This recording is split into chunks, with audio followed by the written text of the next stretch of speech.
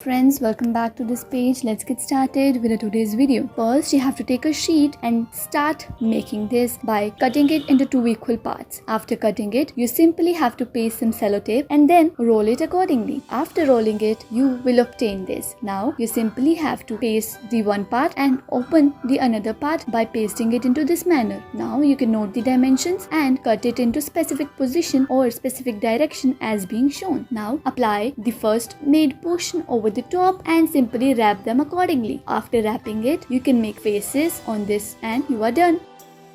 Now draw this on a sheet for your next art and cut it. After cutting it, you can simply see that how perfectly we are going to draw this. Open it and your fish is ready.